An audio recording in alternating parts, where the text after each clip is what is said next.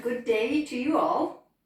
I hope you are well and finding some appreciation and joy during these challenging times.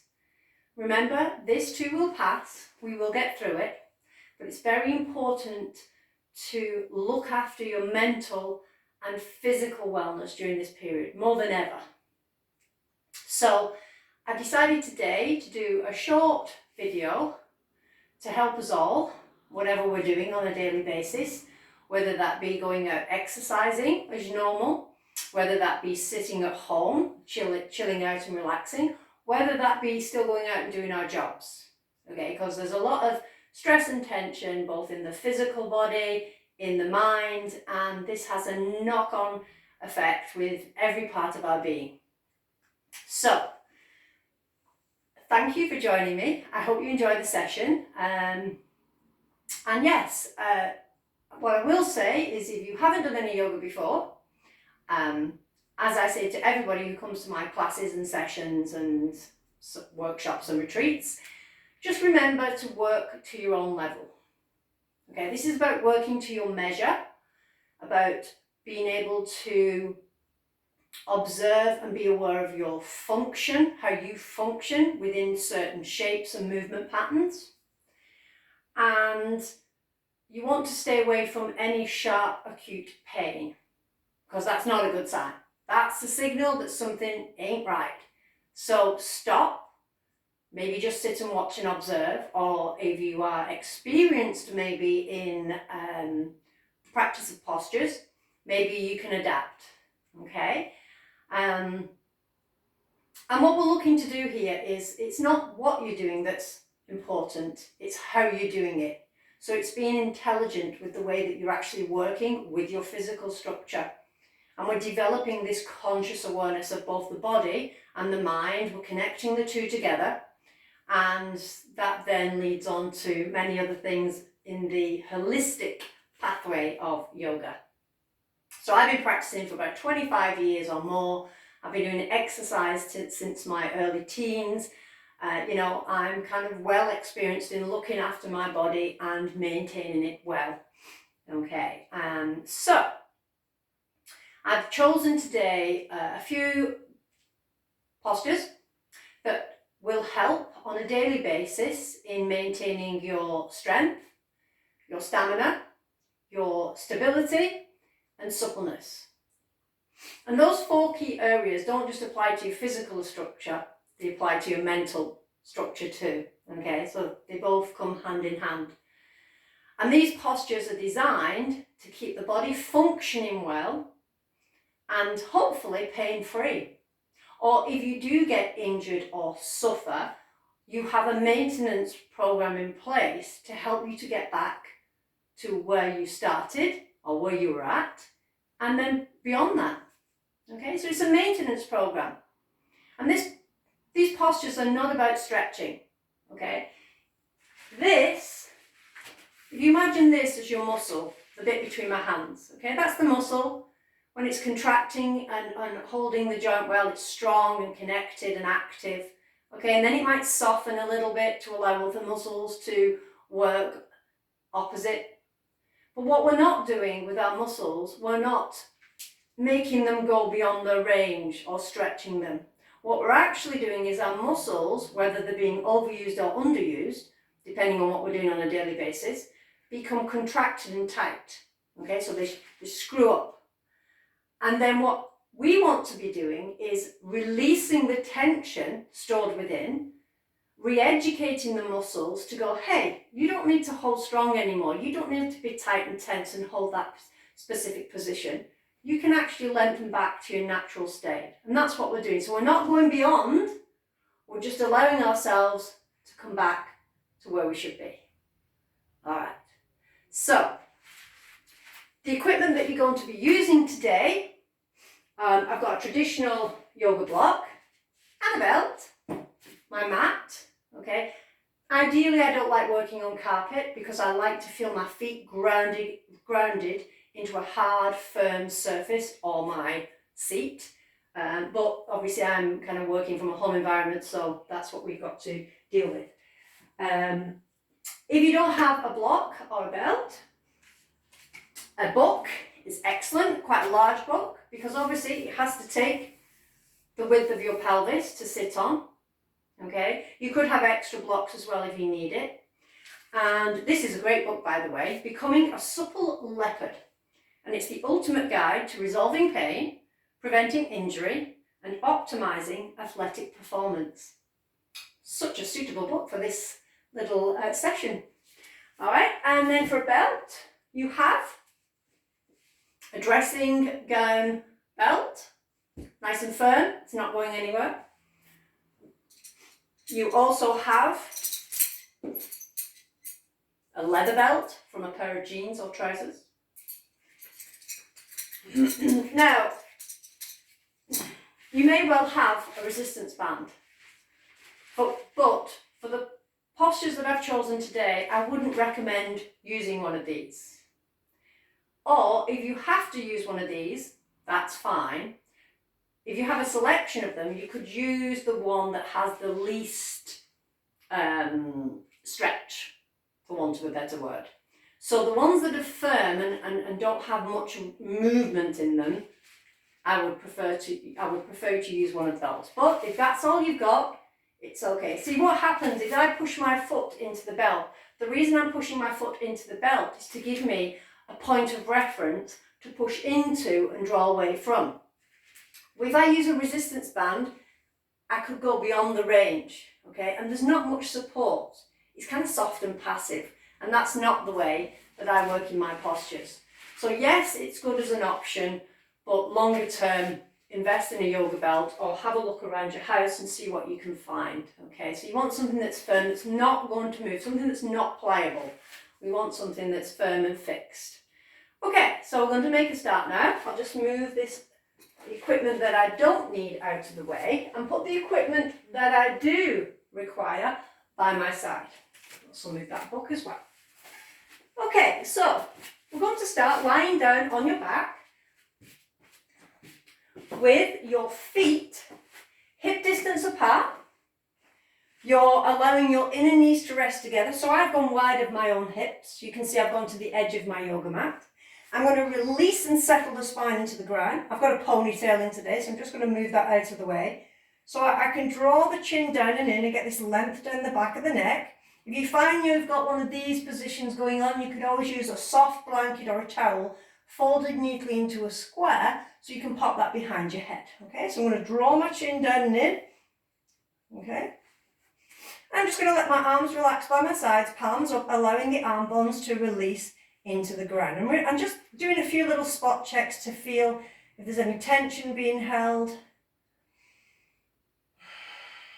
I'm just taking a couple of long, deep breaths in through the nose. And exhaling, releasing out through the nose. Breathing in through the nose. And breathing out through the nose. Carry on breathing in through the nose. Breathing out through the nose. And as you keep breathing, I want you to feel that your exhalation is like a release valve. It's allowing any tension or resistance to release. It's allowing your body to become passive and heavy against the support beneath you. You can even let your eyes close and let your facial muscles relax. Allow the tongue to be soft and flat and quiet in the base of the jaw.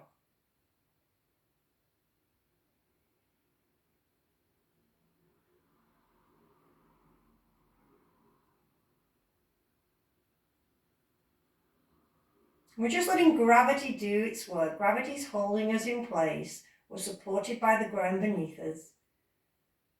We don't need to be physically strong, stable in this position because we're not stood upright. Okay, so we're being comfortable, we're being relaxed. Everything's being cared for.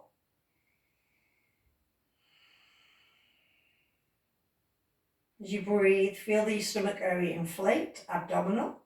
Feel the rib cage expand, thoracic. and feel the lift come to the top portion of the chest into the clavicular region of your breath cycle. And then as you exhale, release it all the way down again.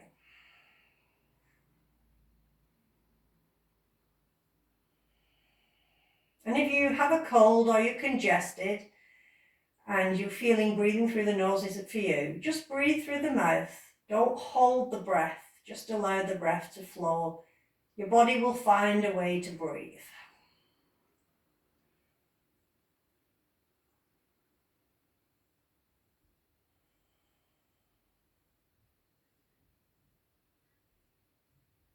Good.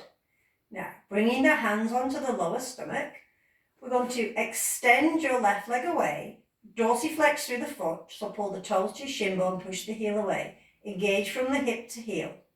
And then we're going to draw your right knee in towards your chest and just give it a little flex towards the trunk, using your hands to assist. I try to hold the shin bone and draw that leg close. Now, because I've just been running, I'm going to circle my right foot outward for 3 repetitions. And I'm going to circle inward for 3. Nice big circles, no rushing. Ooh, I can feel lots of things going on there. Now I'm going to engage through the abdominal region and the low back. I'm going to press down and draw my chest towards my knee. Really feel this flexing towards action. Then we're going to extend the arms up and lengthen into those fingertips. Really fire up from the middle. Can you feel the lift? Can you press down and anchor into the left leg, engaging that front thigh? Can you feel your little platform of joy around the sacrum bone and the lower back pressing into the ground? And can you add a little smile there too? And then carefully release. Let's take the right leg away and bring in the left. So again, I'm extending through the left leg. It's engaged. It's working from hip to foot. I'm going to draw that left leg in. I'm going to press down into the back area. Take a couple of breaths. Flexing the leg towards. So although I'm assisting, I'm doing the work myself through the hip. Then again, pressing down through your little platform of joy, bringing chest to front thigh. Trying to come up off the shoulder blades, keeping the chin off the chest, squeezing towards it. Can you maintain that squeeze as you extend the arms away? So really feel that firing up action in the middle. Feel the anchor through your guru leg, in this case our right, as you bring the left knee towards you. And then exhale, release, and soften. Now, Supta Baddha Konasana. Bringing your legs into the bend position and drawing the soles of the feet together, allowing the knees to rest out to the side.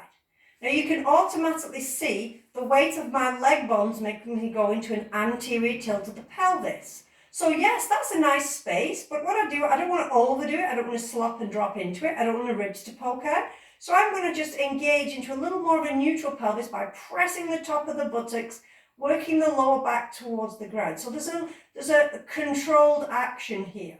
I'm pressing the soles of our feet together and working through the inner groin to inner knee to inner ankle, and again relaxing the shoulders.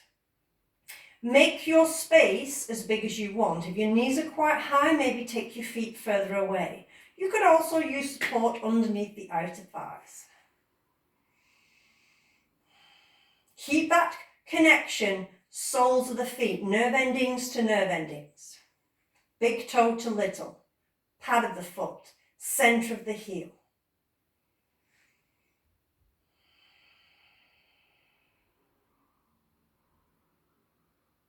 And I've just remembered I've forgotten to do something. So we'll go back to that. Hey, I don't claim to be perfect. Drawing the knees together. Extend your right leg away. It's just like being in class. Draw that left knee in again. We didn't do the foot circles.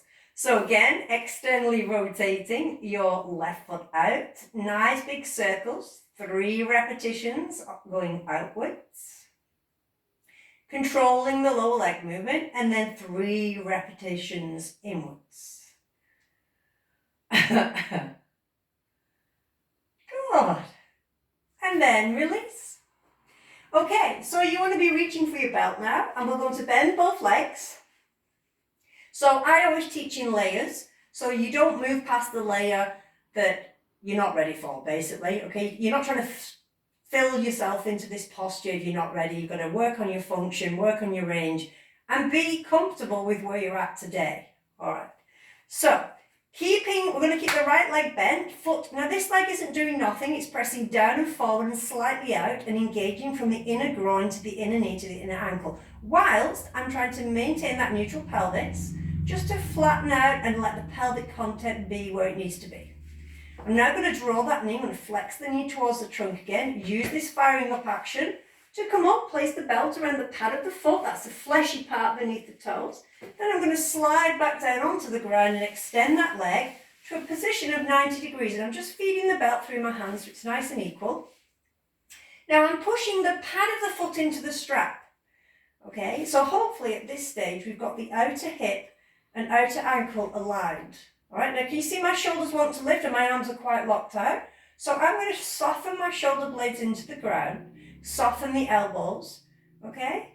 And then from here, as I engage through the back, so this leg is attached into the spinal column around about T12 with your psoas muscle, just underneath the diaphragm area. So we want to breathe, we want to connect. So this is coming from the back to the heel. Don't think foot to head, think back to heel. So from here, as I take a breath in, I'm going to flex the leg towards the trunk. Now, yes, the belt is there to just bridge the gap between my hands and my foot. So this is Supta Padangusthasana, all right, in different variations. Now I've got a big bend to the elbow, so that's a sign that I could slide my hands along the belt a little. I still don't want to lock out. I don't want to be tight and tense. Address the attitude within the posture. Relax. I'm also using my right foot to encourage that left leg, but what I'm not doing is lifting my bottom off the ground. The lower back should stay connected. It has to lift. If the pelvis can't stay quiet, you're going out of your range. You're going out of the function that you have at this moment in time. Now I'm going to contract the left thigh, make it nice and strong and engaged to bone so the back of the thigh can release a little. And I'm going to keep coming. I'm going to keep relaxed. I'm going to keep the shoulder. I'm going to keep the pelvis quiet. I'm going to move this left hip down away from the left armpit. And if you're past 90 degrees, you can then extend the right leg away. Now the right leg is, believe it or not, the guru leg. It's not going to sleep while you focus on this. It's actually staying with us and working. So again, dorsiflex through the feet, work from the back to the heels on the inner legs and the outer legs. Now I'm just going to back off a little and take the belt into my left hand, move the belt ends out of the way, and just put my right hand on my front of my pelvis. That's to remind me to keep this side of the body down. I'm going to externally rotate the leg bone. So I've opened a door, I'm going to go in, and then I'm going to kind of lock that door a little, just so the leg just doesn't flop out to the side, okay? So it's engaged from the hip socket and into the back. So from here, I'm going to externally rotate, take the leg out, keep anchored into my right side. I'm drawing the left hip down. Now you could, if you wanted to, just put your left elbow joint on the floor about shoulder level. And what I'm not doing is lifting the hip. I don't want the pelvis to splay. I want to draw down, keeping the head level. Muscles switched on. This is not soft passive yoga. This is engaged and active. And I'm working from the inner groin to the inner knee to the inner ankle bone. Again, keeping your head in line with the spine. You'll be surprised where your head wants to go when your pelvis is having to remain stable and strong. Then drawing that leg back to center, we're going to take the belt into your right hand. Left arm out at shoulder height, palm up, letting that shoulder release. Now, if you've got your left leg bent, you will need now, well, you could do it with the leg still bent, that's an option. It just depends how far forward it is. Or if you can extend it away, let that leg extend away. Now from here, taking your breath in, keeping your right leg as it is, it's not moving, it's not rolling. We're going to carefully draw that left leg across to the center line of your body, draw down through the left hip, keep this length, keep the pelvis quiet, and maybe go a little further. Oh, that is joyful. I'm keeping connected from hip to feet. So feet are working. There's a resistance between my inner thighs as my right leg resists the weight of the left leg. My shoulder hasn't lifted. My head hopefully is still level. It wants to go over the other side to counterbalance, but I'm not letting it. And then bringing it back to center, unhooking the belt and releasing. And if you actually bring your legs together now, the more you do that, I can actually feel my left leg is longer than my right. Now, bear in mind, I've just been for a run, so the muscles will have contracted to do that activity. So now I want to release those muscles out again. So my left leg is longer than my right because I've lengthened from my back to my heel. Now I'm going to do my right. We don't want to be limping around, do we, folks? So back to bent legs. Remember, I'm doing this in stages so that everybody can kind of have something out of the pose. Drawing that right knee in, flexing towards the trunk, firing up from the middle, placing the belt around the pad of the foot, extending to 90 degrees, placing the back of the head down.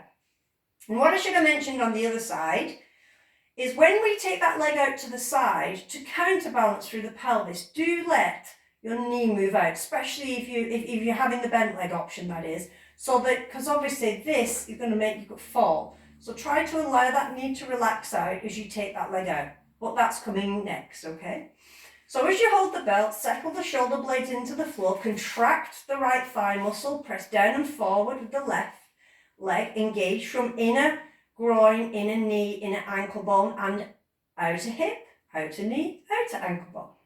Taking your breath in, softening the shoulders, just not gripping the belt, just holding, because really you should be able to do this with your own muscles and tissue inside of here. This is not to pull, this is just to bridge the gap.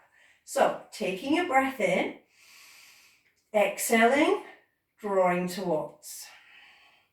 Once you've gone to your range without bending this leg, it's not a bent leg pose, extended leg, thigh muscle contracting. If you've gone past 90 degrees, you can extend the left leg away. Imagine you're pushing your left foot against an imaginary wall and you are dorsiflexing the foot, contracting the thigh, and really feeling the connection from the back to the heel. Just going to your range without bending. If your leg bends, you've gone too far, give yourself some slack, move back. That's the best way you'll progress. Remember, you're lengthening and strengthening. Taking the belt into your right hand now, just moving belt ends out the way. Left hand onto pelvis. So remember, if your leg's bent, that leg will go out to the side. We're going to externally rotate the head of the femur bone in its socket. Take a breath in. And as you exhale, extend. So if you don't switch your muscles on, your leg will feel very heavy. It will start to strain and pull from this midsection. That's why we keep the muscles switched on. Okay, again, you can put your right elbow on the floor. My foot won't go any further because the radiator's in the way. In time, you can get rid of this supported position with the arm. But again, just bear with me and go with what's on offer today. I'm drawing the right hip down away from the armpit. I'm trying to keep the pelvis nice and level. Stomach soft, quiet. Then when I bring this leg back, I'm not just pulling it back, I'm engaging from the inner thigh and squeezing it back to center. Okay, then transfer the belt into your left hand, right arm out at shoulder height, palm up. If you haven't got the room, you could just bend into like a cactus style arm, but do engage that arm and shoulder. Again, you could do this with a bent leg, just crossing over. If it's straight, keep it anchored, back of heel on floor. Breath in. Exhale, draw to center line.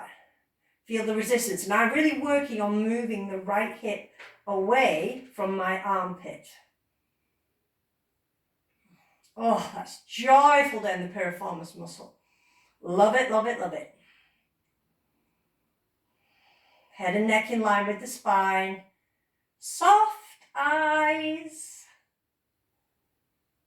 Going back to center, unhooking the foot, releasing, and don't just flop out. Come on, folks. The third component of your posture is your exit. So you've got your entry, you've got your holding, you've got your exit. Learn the bookends of each posture. The middle bit comes with much more ease. Just have a moment then measuring your legs. Mine are perfect now. Okay. Alrighty then. So we're going to sit up. Moving your equipment now out of the way, apart from your block or your book. And I'm going to put the block towards the opposite end of the mat, towards which, well, to be honest, I'm going to go that way. So we're going to come onto our hands and knees. I'm going to do a posture that is commonly known as downward facing dog or down dog or Adho Mukha Svanasana. Great posture. Couple of options when you're in it, but again, if you're quite new, you'll probably be very rounded, very stiff, very tight. So you've got to learn to lengthen the back. As you get length and space in the back and strength, you can start to lengthen through the legs. All right, remember we're all connected. But think about the pelvis as being the grand central station of you, and there's this, crossing over of. It's where the upper body meets the lower body, and the lower body meets the upper body. So there's lots going on. So coming onto your hands and knees with the block behind you, that's to put your heels, the back of your heel, on the block, right? Because most of us will struggle to get our feet flat down, all right? And even when you get them flat down, there's other things you can be doing as well. So just for the purpose of this video, use a block, you might learn something. So coming onto your hands and knees, we're going to take the hands forward and we're going to spread out those fingers. We're going to allow our arm bones to wrap into our sockets, okay? And then from here, we're going to lift the hips. And I want you to just do this with bent legs to begin. We're just going to put the heels on the block and keep the legs bent. Okay, now what wants to happen is my head wants to do this. In my case, it wants to do that anyway because I've got a hat on. Just let me seal it onto my head. So, heels to block, nice little squat. Let the head relax in. And you don't do this and sink. Feel that you've got this connection as your underarms, the skin on the underarms and muscles move up to the bone, onto the bone. You're pressing your heels against the block and you're lengthening your back. You're not sticking your bottom out and dropping your tummy towards your thighs. What we're doing here is we're going to neutral pelvis and I'm just moving the sit bones away from the back of the skull. Now some of us, without distorting this position, may be able to straighten the legs. You notice my weight didn't shift. Now if you've suddenly got into this rounded back position and more like a high plank, then go back to bent legs, lengthen out. You don't want your shoulders stacked over your wrists. And we're engaging from our shoulder blades here, folks, because we don't want the weight dropping into our wrist joint. Press down through the heel of the thumb to the little finger. Distribute the weight through the wrist joint. Engage from the shoulder blades. Allow the head to hang. 3 more deep breaths. If you're like me and you lock out your elbows, just soften them a little and engage the muscles. Feel the front thighs drawing onto the bone. Feel the heels pressing down. Feel the lift through the front of the legs. Feel the broadening through the back of the legs. Front ribs encased in their skin. So you supple folk, no flopping and dropping. Good. Come down onto the knees. Take the knees wide. Bring the big toes together. And if it's okay for you, take your tailbone towards your heels. Lengthen your arms out and come into your Adho Mukha Virasana, downward facing kneeling pose. Feeling the lift through the front body, the length through the back body. Inhale, looking up and forward, coming back onto your knees. Let's try our Adho Mukha Svanasana again. Bent legs, heels down. And maybe some of us straight. Now I know I'm a little bit too wide there, so I'm just walking in. And if you wish, you could pull the toes off the mat and really work those legs strongly as you contract the front thigh muscles, pull the toes to shin bone, draw from the inner and outer legs. Lengthen the back, and then again, everyone releasing, bottom to heels, lengthen out. You just soften your arms this time, bring the head down. I'm obviously having to just stay a little high because of the peak of my cap. And then one more time, inhale, lift the head, onto your Adho Mukha Svanasana, bent legs all straight, lengthening the back. Really feeling the engagement as you allow your arm bones to be held well in the sockets, working from the shoulder blades, engaging the thighs, lengthening the back. letting the head just quietly hang. Feeling the connection of your toes, your fingers, every part of you engaged in this pose party. And then again, releasing, coming into a working child's pose, bottom to heels, lifting up the front body to lengthen and move the back ribs in, extending the arms and allowing the arms to stay away from the ground as you bring your head down in line with your spine.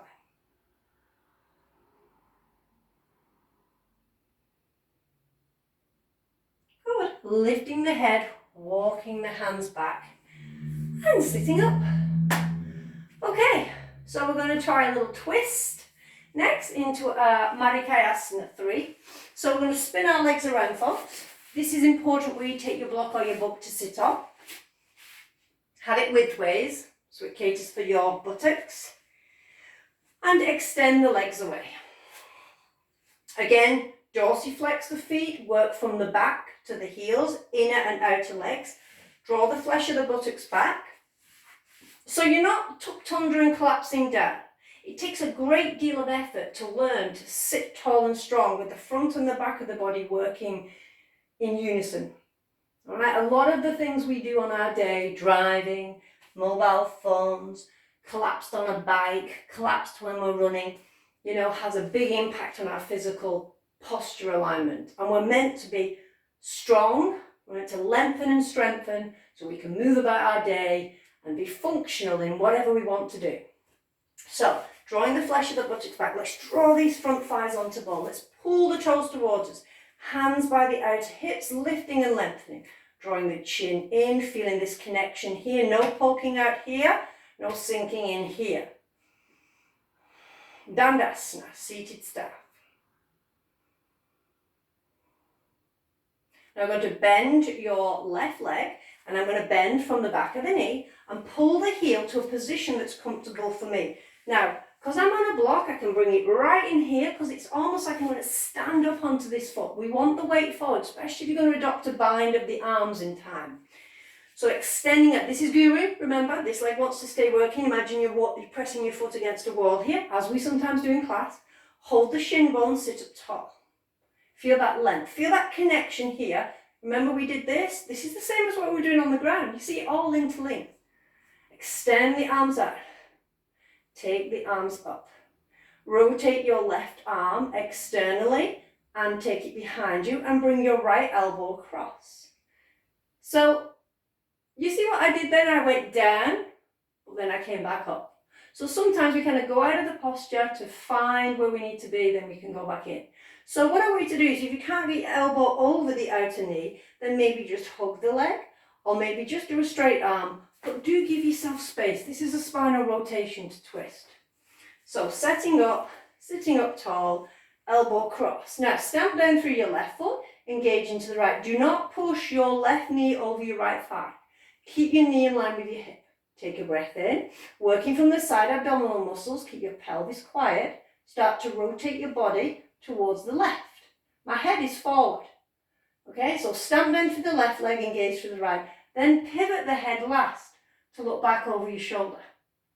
So the more weight you put in your left foot, the more chance you've got of taking your back hand away in time. If it's all back here, weight to the back, it's not going to happen. So learn to lengthen and strengthen, sit up tall. Move the left hand further towards the right buttock.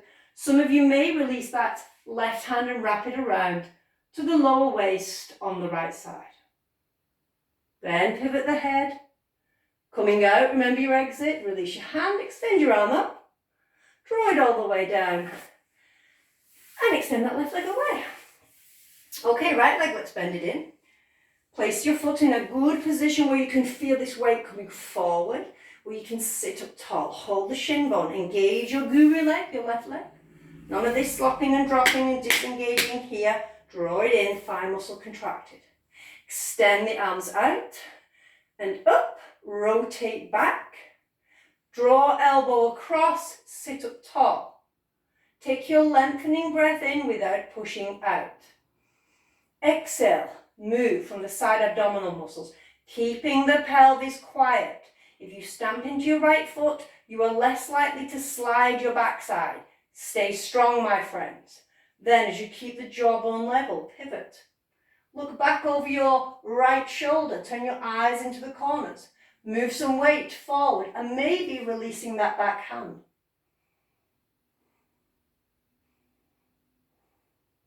Keep that front leg working. Keep stamping into the right foot. Sit up taller. And taking the right hand down, lifting the left arm up, drawing it all the way down, and extending that leg away. Oh, my left thigh is cramping up. Stop it. Whew. Okay. All right, folks. So, sitting back into your Dandasana. Joining now the soles of your feet together, coming into your Baddha Konasana. So this is your cobbler pose seated. Bringing the soles of your feet together. Okay, now I just want you, if your knees are quite high, take your feet further away, sit on extra blocks. If you're one of those with super externally rotation of leg bones in sockets, maybe you can use the floor now. Okay, what you don't want to do is limit your range either side. Okay, so as you bring your feet in, I'm going to open up the feet now like the pages of a book. Hold on to the front of the ankles, place my elbows onto the inner knees, and lift up and forward. Not collapse down and round. Feel this lifting. You want the space between the rim of the pelvic bowl and the lower ribs to remain open. Then you can breathe. So lift and lengthen and extend. Work the knees into those the elbows into the inner legs and press. So again, don't be tempted to collapse. That tells me you've switched off. Lift and lengthen, move the back ribs in, the chest forward. If you're taking head to floor, as some of you may well do, extend forward. Don't round down.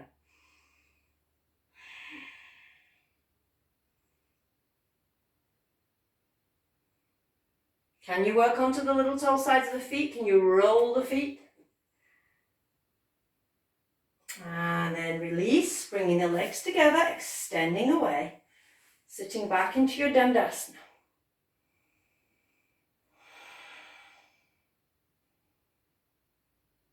Okay, next pose.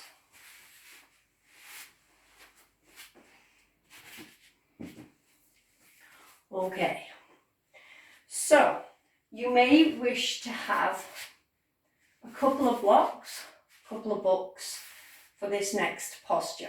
It's a lunge position. It's very deep on the hips. The aim is to keep the pelvis quiet. I do see a lot of tense faces when I'm teaching this posture in class. It's usually because people go way too deep than they're ready for, okay? And even though we're going deep into a pose, do not slop and drop, okay? Because again, these muscles want to stay protecting the joints. We want to stay balanced. We want to have integral strength, okay? So I'm going to put the blocks towards the top edge of the mat. I'm going to kneel up. I'm going to step my left leg forward and bring the ankle joint in line with my blocks. And bring my hands onto my two blocks. So if you've got something, you could even have your hands like on a chair or something. You're just going to rest your hands. Now I know this knee is too far back from this ankle joint, so I'm just going to wriggle this back leg in. Okay, so we're starting here. The knee is towards the outer hip. The foot is pressing down, ankle and knee stacked. Okay, I'm just lightly putting my hands on there. And you can work your right knee as far back as you wish. Put the top of the foot onto the floor. And instead of just slopping and dropping, this is what happens with supple foot. Slop out, okay?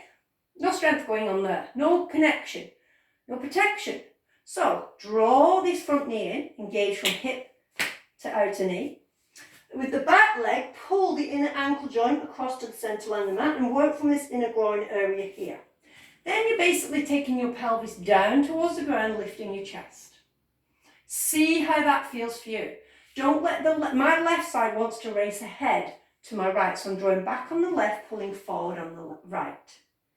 Now that might be okay for some of you, or a few of us may be able to go a little lower. Again, keep switched on, no slopping or dropping. Again, I'm working my pelvis to stay level. Some of us may go a little lower, hands onto the ground. Same action. So I'm not dropping here, folks. I'm lifting and lengthening, shoulders back, knee tucking into the outer shoulder, back leg switched on. Now if you want to add on a little bit here, we can turn the back toes under, straighten the leg and bring the hips level. So this hip in line with this knee, this buttock in line with the left buttock. So none of this. Work. If it's not for you, stay with your back knee down. So feel, is your pelvis running away, one side running away from the other? Can you connect from the center outwards? Can you brace your right thigh? Can you press down into your left foot? Can you engage from inner left groin to inner left knee? Lower the back leg. Work backwards. Draw the left leg out and bring your hands level. Let's do the right leg. So I always like to go in the same way as I did on the other side. So if I had equipment there, I use it. So I'll go to the higher level first. We're all on that higher level these days, folks. Lining up first of all, right knee and ankle. Finding out where my back knee needs to be positioned. And then I'm placing the top of the back foot on the floor. Not letting the foot drop out to the side, bringing it in line.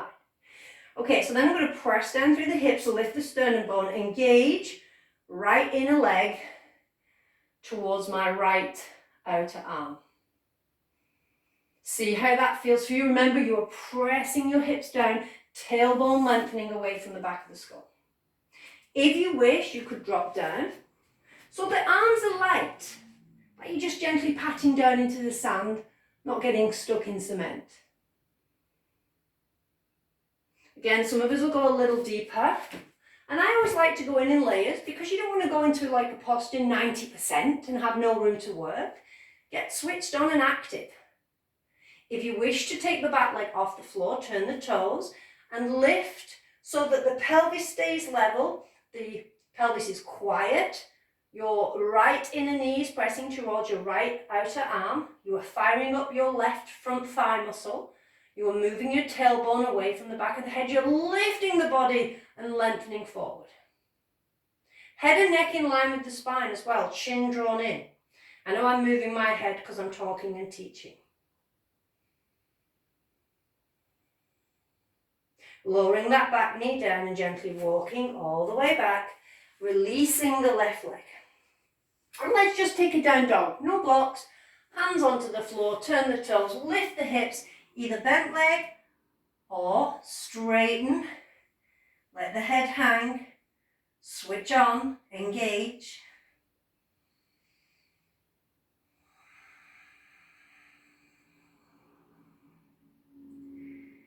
And then coming down onto the knees. Okay, folks, so taking your block again, we're going to sit in Sukhasana, easy cross-leg pose. Crossing at the shin bones, working the feet out, dorsiflexing the feet so we are switched on from hips to heels. Plus it allows us to stay active in the posture, not just slopping and dropping. So the feet, as they move outwards and you have this cross at the shin bone, provide support for the outer legs. Pull the flesh of the buttocks back. And if you think about a little cube, a box shape here, your knees are to the front of the box and your backside is sat towards the back edge of the box. Okay, again, some of us may need extra height. Some of us, I could probably do with just a little bit of an extra lift there. However, we are moving on. So lifting and lengthening, take your hands behind you. Think about keeping this space here. Take a breath in. As you exhale, start to hinge forward from the hips. Now, as I'm hinging forward, I'm rooting down through the pelvis. I'm lengthening the chest, shoulders back. Now, because I'm over my legs and keeping them down, keeping them engaged, I can bring the hands forward. Again, I'm keeping the lift. I'm gazing forward. I'm going forward, not downwards. And I'm going to walk out. Again, slight rounding the back, that's collapsing. I want to keep length. And then I'm just going to draw my head down in line with my spine. Really root the pelvis down. Let the knees stay down and relaxed. Lengthen that front body. Front ribs moving forward.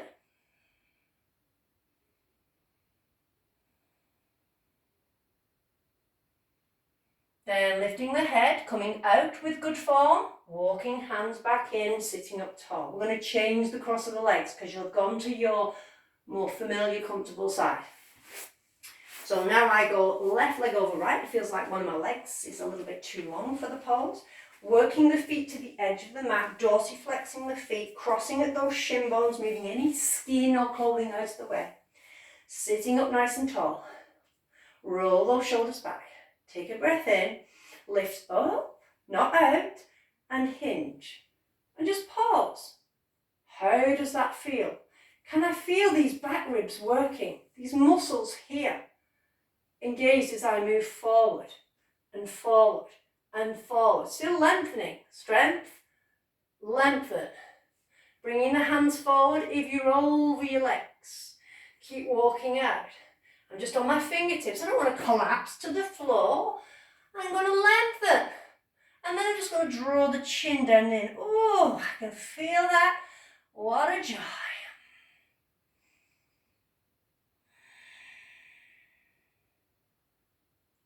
Inhale, lifting the head. No, let's stay here for a few more breaths.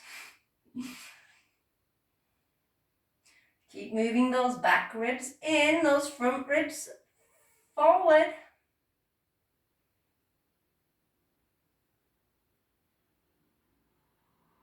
Inhale, walking back, sitting up with a nice straight spine.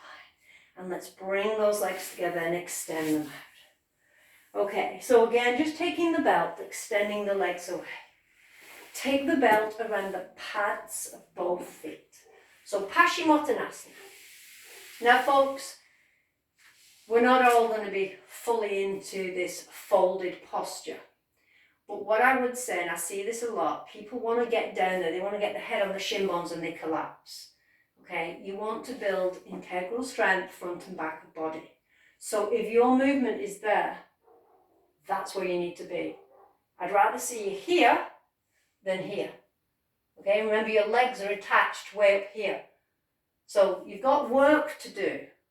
The back of the legs may be tight and you want to bend your legs.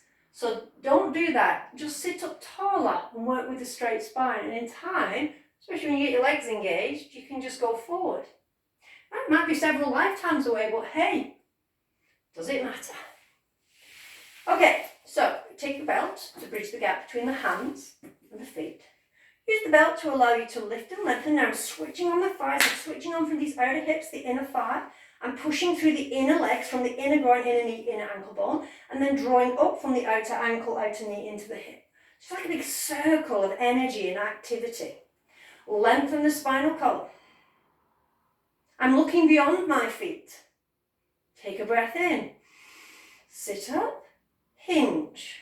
Like before, if you have a big bend to your arms, that's your signal. Oh, I could walk along. Not move my body, but at the same time, I'm not rounding.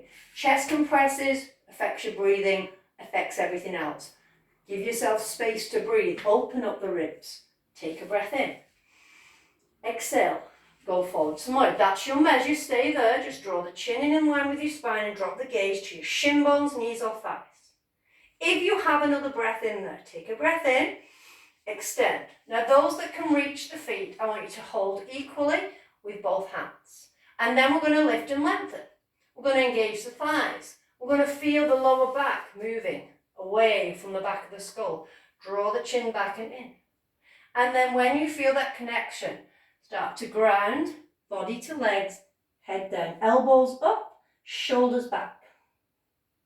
Now I could be having this rounding action going on. I don't normally hold my feet. I like to take my hands beyond my feet to keep this lengthening action. It's very easy to grab something and then let go from the inside. So feel your lengthening. Inhale, lift the head. Everybody, take the strap, sit up tall. And let go. Bring the hands together into Namaste. Close your eyes.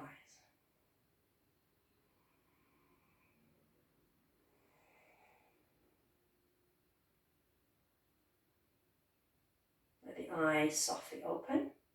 Release the hands. Remove your equipment to the sides of the mat.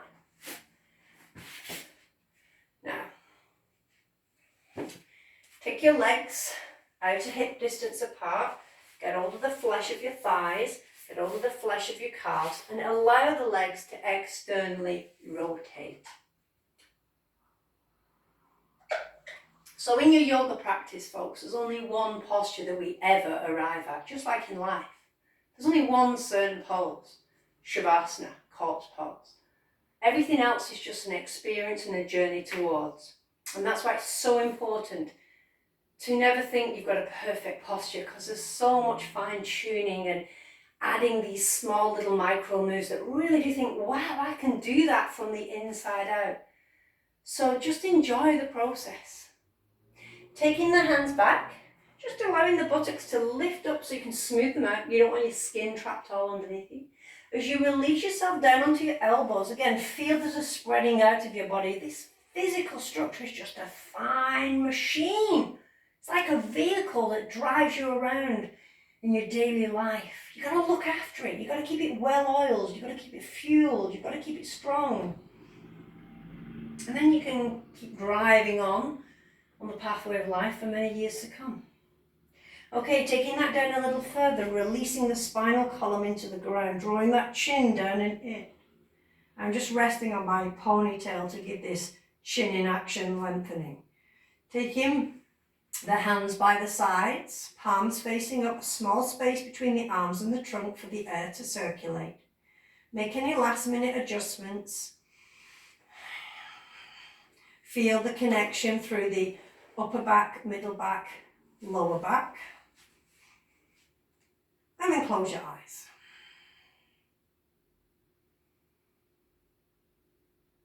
Just take a long deep breath in through the nose. And release it out through the mouth. Breathing in through the nose. Breathing out through the mouth. One more. Breathe it in. Release it out. And then closing the mouth. Settling the eyeballs a little deeper into the sockets. Relaxing the corners of the eyes. Relaxing across the brow. Relaxing around the corners of the mouth. Allowing the tongue to settle in the base of your jaw and give your jaw permission to release. Swallow and release the throat. So we're releasing now from the crown of your head into your fingertips to the tips of your toes. Your body is passively releasing. There's no required action. The skin is falling onto and away from the bone.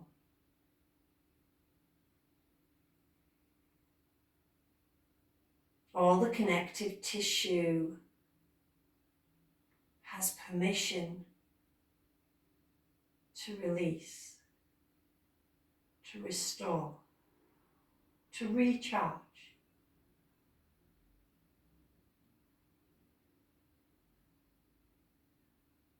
And as your body passively releases, your mind will start to follow. And don't be concerned about the thoughts and the images. Just allow them to be.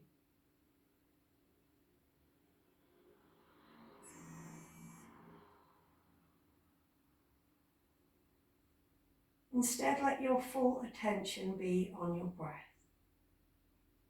Feel the inhalation, smooth, deep and even.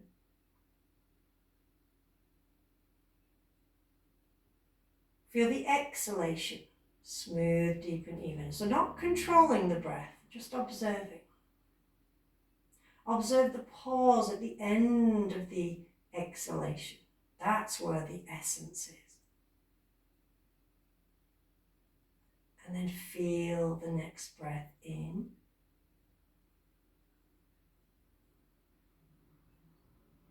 And the next breath out.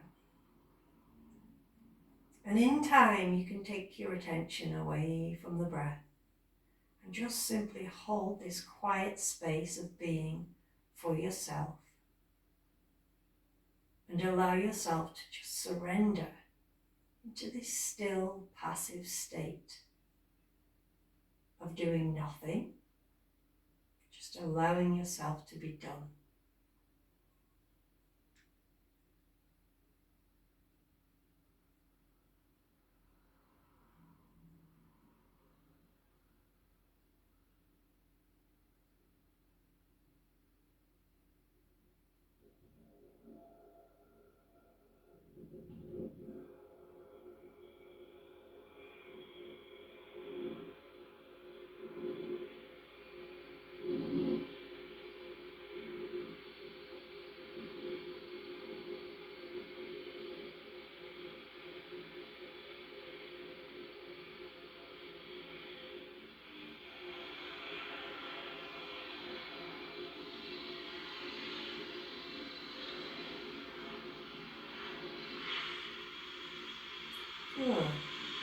And letting the eyes softly open, bringing the hands to rest on the lower stomach. Bending the legs, placing the feet wide of the hips, knees resting together, just lifting the buttocks up to smooth out the lower back. And if your head is tilted back, lift the head, draw the chin. And just take a few moments now observing how you feel after your practice. Observe the space and the strength that you've created, not just physically, but mentally too.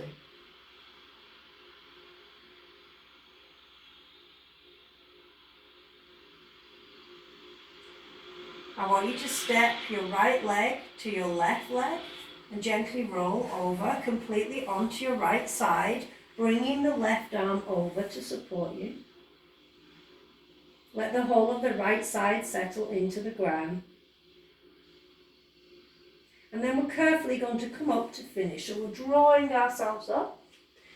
Sit in a comfortable position to finish and seal off your practice. Bring the hands together into Namaste. Have a moment of appreciation for yourself. Have a moment of appreciation for your others. Not just those close around you, but for everybody who is in this world, because we are all in it together. And have a moment of appreciation for your environment. Closing the eyes. Feeling the sternum bone lifting towards the thumbs, the fingers moving away. Just a few breaths, quiet place of appreciation.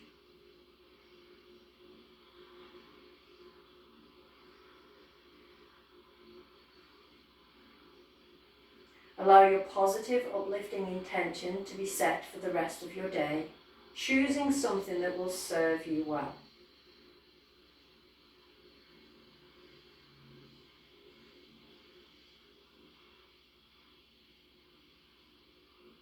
And then bow the head.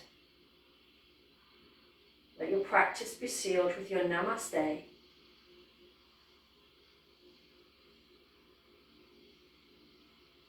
Allow your eyes to softly open and release the hands. So I hope you benefited from that session, folks. Do feel free to share the video with anybody who you may find or would find it helpful. Any groups, just share away. You may have heard noises outside during the relaxation. And if you're ever doing relaxation or your practice, sometimes we can get very annoyed or frustrated with things that are external to us. But I have no control of the noise that just suddenly switched on during relaxation, if you heard it. But there's no need to panic, because the more you can learn to be still and focused and just observe the sound without attaching, the more you can do that wherever you're at. You could be in a room full of people and be in a meditative state. You can learn to relax without being disturbed by the external environment. So Thank you very much. Have a beautiful day. Have a joyful day. Namaste. Thank you.